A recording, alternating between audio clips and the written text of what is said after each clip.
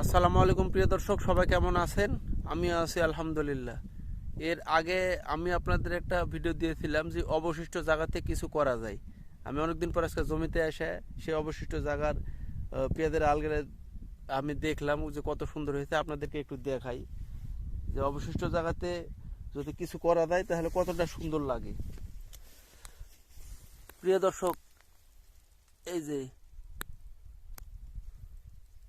কত সুন্দর পেঁয়াজের আল দেখেন প্রিয় দর্শক, কত সুন্দর। তো আমরা চাইলে শুধু এটা হচ্ছে আপনার আলুর জমির যে ড্রেনের অবশিষ্ট জায়গা, সেই অবশিষ্ট জায়গাতে এই পেঁয়াজের আলগুলো কত সুন্দর হয়েছে দেখেন, দারুণ।